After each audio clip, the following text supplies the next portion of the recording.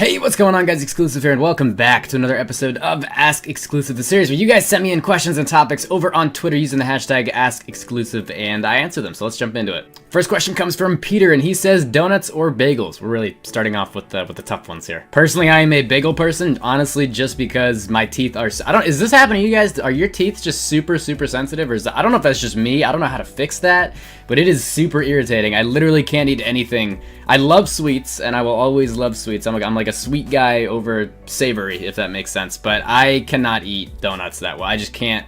I love them, and I will eat them anyway, but I just really, they hurt so bad for my teeth. I don't know why.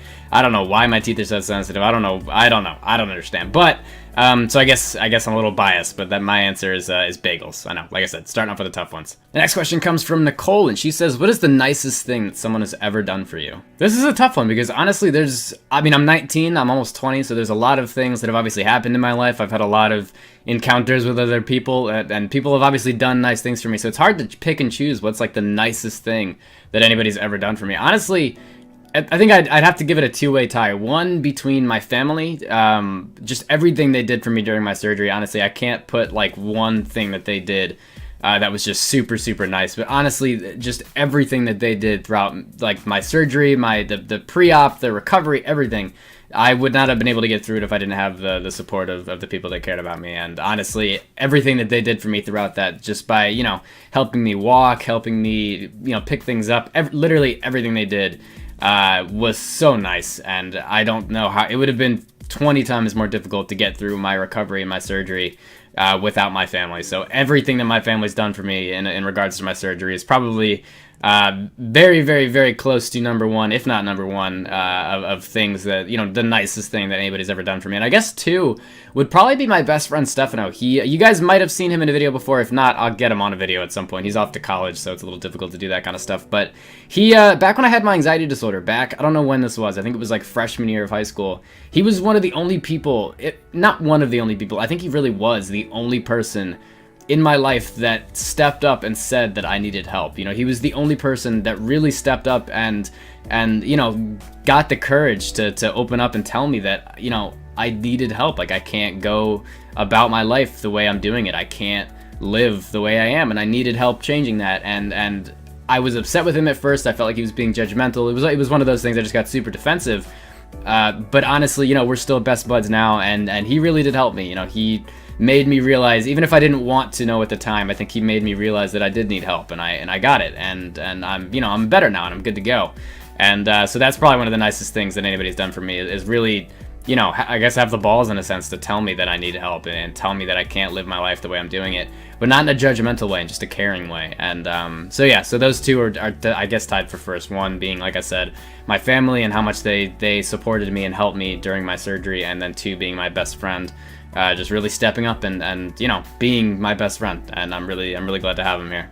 The next question comes from Joe, and he says, if you could have one thing back in life, what would you choose and why? I literally sat here and thought about this question for I don't know how long, probably like 20 minutes, and I really didn't know, because like I said, I'm only 19. I don't have, literally in the last question I've said like, oh, I'm 19, I've had so much life experience. That's not necessarily true, but I don't know, one thing I really wish I had back, I think, as you guys know, like I said, I had an anxiety disorder freshman year of high school, and it pulled me out of school for a very long time. I missed probably 2 or 3 years of my high school career. I made up, and actually, recently they said that I can go pick up my diploma. I had to, and because of my surgery and everything, it just pushed school so far back, and I was catching up for so long, and I finally finished at some point, like early on this year, and I was so happy. It was one of those things that was over my head. It was like just the weight on my shoulders of having to finish that, and I wanted to, and I was trying so hard, but the pain and my anxiety and stuff, it was just difficult, and I finally finished it. I finally finished it, and I get to go pick up my diploma like next week, which is awesome. It's such a good feeling, and I'm so happy about that. But one thing I wish I had back, I think honestly, probably those high school, not memories, but high school friendships that I had. The high school friendships that like my best buds in high school that I don't really see anymore, that all went off to college, that, the people that I used to talk to every day, that I used to see every day, and then I would interact with, now, we haven't talked in like 2 years because I was out of school, and now they're out of school, and like, that's it, I don't get to see them again. And it's like, I don't know, it's really sad, and it's a happy feeling because that, they're doing well, and they're off in the world doing what they want to do.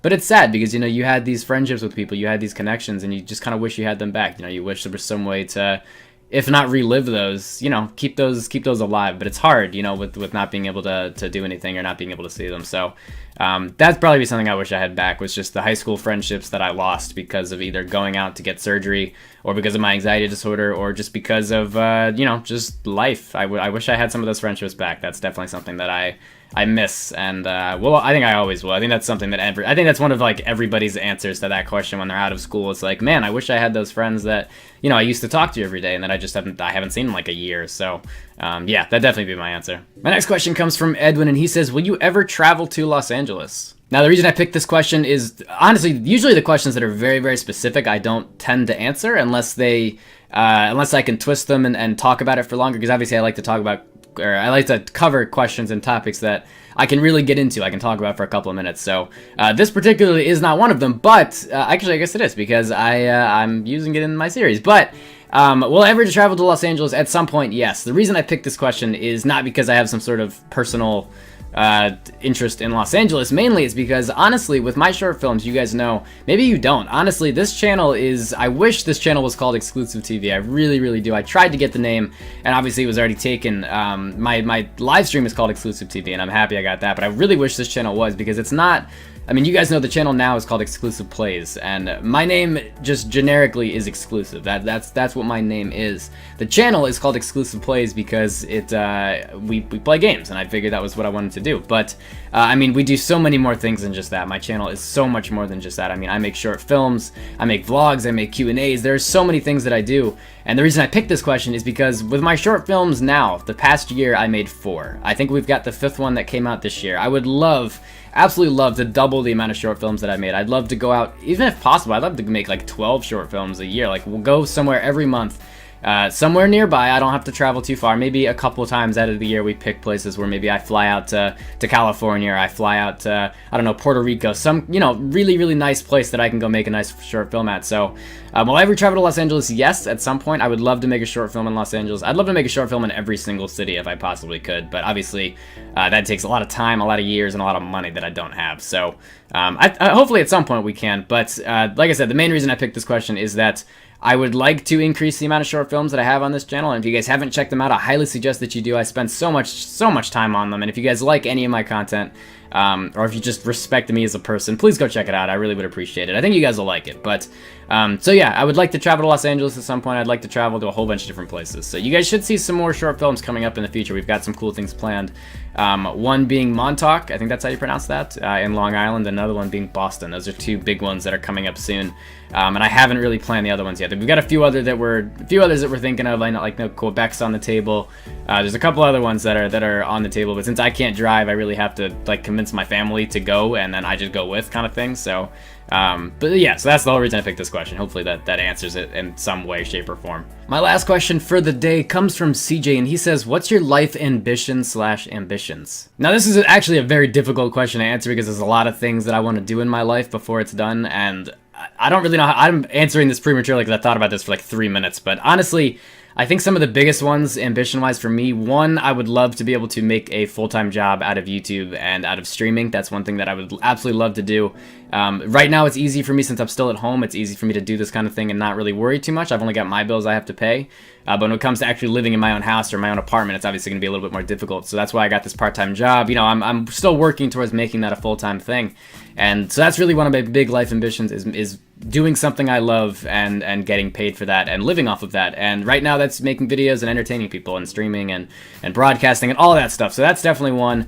I think another one on the table is being a father. I would absolutely love to be a father at some point. I think that's something that's really big in my life is family, and that's something that I care about a lot. So that's something that obviously down the road I would love to be in that, you know, perfect relationship and eventually be a father. I think that'd be something that I would really like to do. And I guess the third one is honestly just to be happy. I would just love to be happy. Not saying I'm not right now, but just in life, you know, I'd like to stay happy in any situation, you know, no matter how tough life gets, no matter how bad life gets, I still want to find a way to be happy. And that's something that I struggle with now, and I find ways to do that in my own life, but it's something that I want to make sure I continue to do in the future. And that's, I don't even know if that counts as an ambition. I think it does. It's my own, whatever. It's my life. It's my answer. But yeah, so I guess those are the 3 big ones, is doing something I love, doing something that I'm super, super passionate about, and making a living off of that, you know, supporting my lifestyle through what I absolutely love doing.